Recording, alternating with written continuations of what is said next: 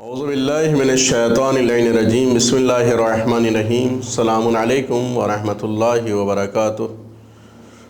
ناظرین، آج ایک منفرد موضوع کے ساتھ آپ حضرات کی خدمت میں حاضر ہیں۔ ثواب کے لیے ہم بہت کام کرتے ہیں اور کرنے چاہیے اور کرتے رہنے چاہیے، بہت اچھی بات ہے، لیکن ثواب کے لیے یہی کہا جاتا ہے کہ یہ کام کیجیے تو ثواب ملے گا۔ لیکن جن معصومین نے، خدا و رسول نے یہ بتایا کہ انسان فلاں کام کرے تو ثواب ملے گا، اس کا اجر ملے گا، اسی کے ساتھ ساتھ پریکٹیکل زندگی سے متعلق بھی بہت سی چیزیں ارشاد فرمائی ہیں معصومین نے، اور اس کے اوپر انسان کو عمل کرنا چاہیے جو پریکٹیکل لائف ہے۔ بہت سے آداب زندگی بتائے گئے ہیں، اس میں سے آج ہم ایک ادب کے اوپر گفتگو کریں گے، اور وہ ہے کنگھا کرنے کے آداب، اس کی فضیلتیں اور کنگھا کرنے کے فائدے اور نقصانات۔ کس حالت میں کنگھا کریں تو فائدہ ہے، کس حالت میں کریں گے تو نقصان ہوگا۔ اس سلسلے میں ہم مختلف ائمہ معصومین کی اور رسول خدا کی احادیث لے کر کے حاضر ہیں۔ چھٹے امام جعفر صادق علیہ السلام ارشاد فرماتے ہیں کہ سر میں کنگھا کرنے سے 20 قسم کی بیماریاں اور بہت سے درد انسان کے دور ہو جاتے ہیں۔ کوئی تصور کر سکتا ہے کہ کنگھا کرنے سے روحانی فائدہ بھی ہے، جسمانی فائدہ بھی ہے۔ کنگھا جسم کے کسی حصے میں کر رہا ہے اور فائدہ پورے جسم کو پہنچ رہا ہے۔ فرمایا کہ سر میں کنگھا کرنے سے 20 قسم کی بیماریوں سے انسان 20 قسم کے درد سے محفوظ ہو جاتا ہے۔ دوسری حدیث میں آپ نے فرمایا کہ روزی بڑھتی ہے کنگھا کرنے سے۔ دیکھیے فائدے، دیکھیے آپ، کنگھا کرنے سے روزی بڑھتی ہے۔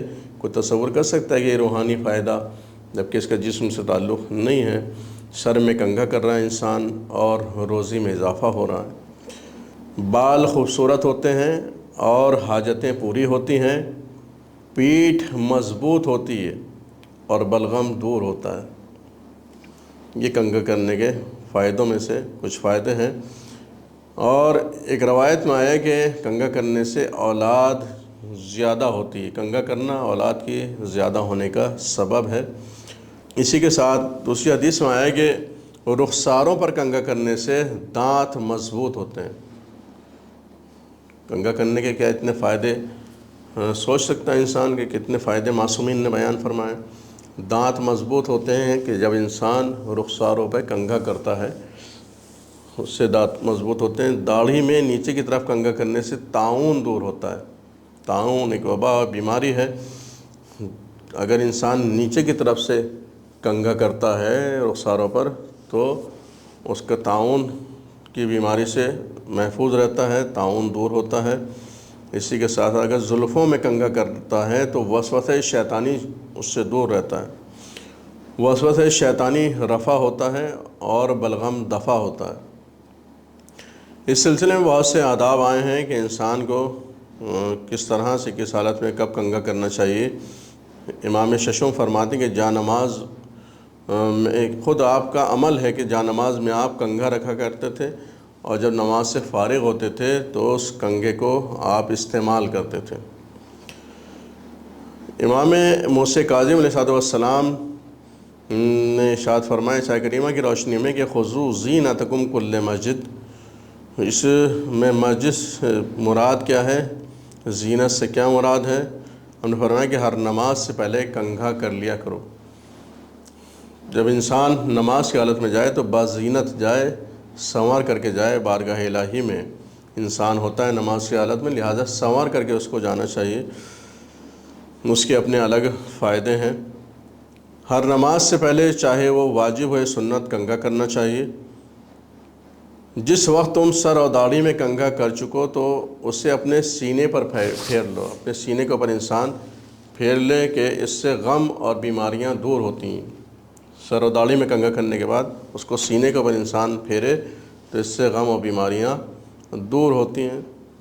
دوسری حدیث میں امام نے فرمایا کہ جو شخص گن کر 70 مرتبہ داڑھی میں کنگھا کر لے، اس کا فائدہ دے گیا، گن کر 70 مرتبہ داڑھی پہ کنگھا کرے انسان، تو امام فرماتے ہیں کہ 40 دن تک شیطان اس کے پاس نہیں پھٹکے گا۔ 40 دن تک شیطان سے وہ محفوظ رہے گا۔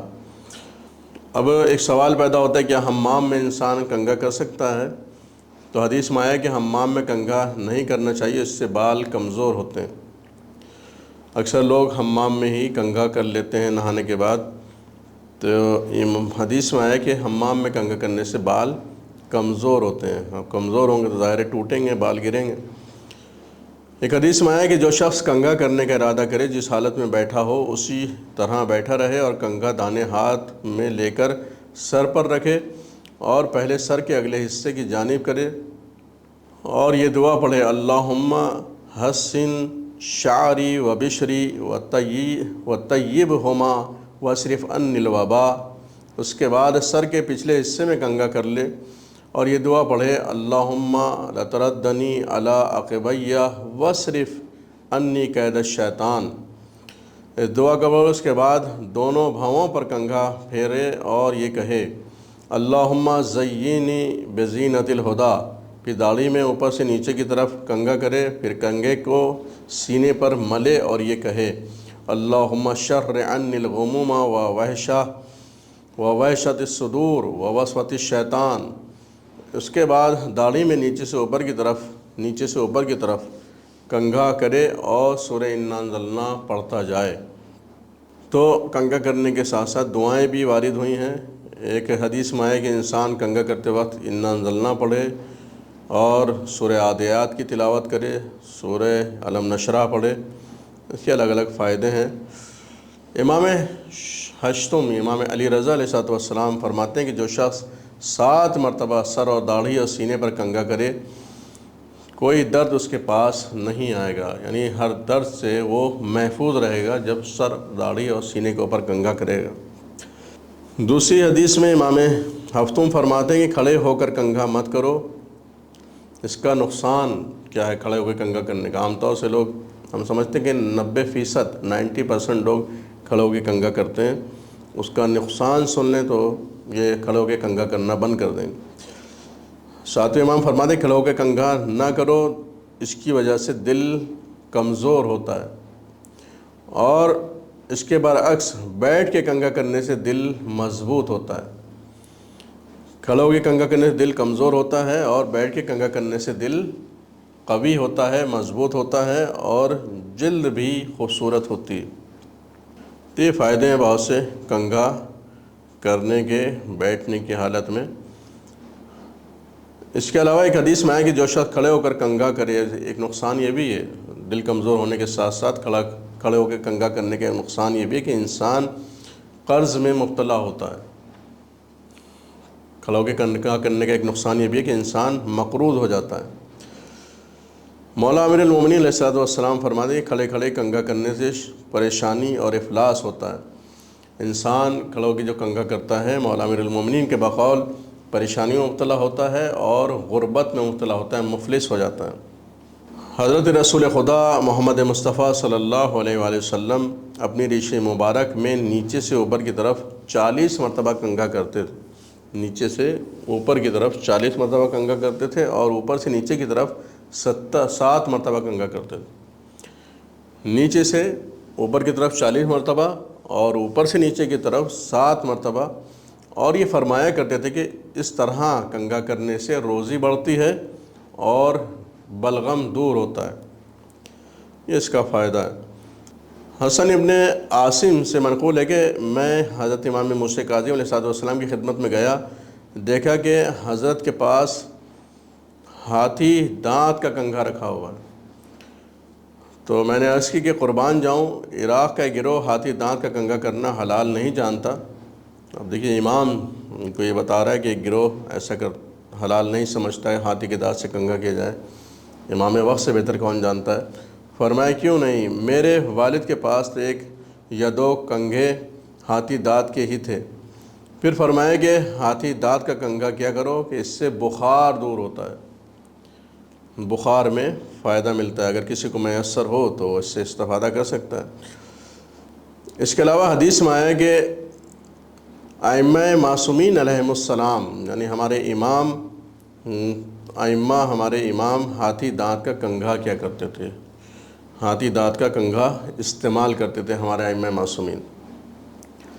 آخری بات اس سلسلے کی، اور وہ یہ کہ چھٹے امام جعفر صادق علیہ السلام سے منقول ہے کہ خالص چاندی کا کنگھا یا اور کسی قسم کا کنگھا جس پر چاندی چڑھی ہوئی ہو یا جڑی ہوئی ہو، اس سے کنگھا کرنا مکروہ ہے۔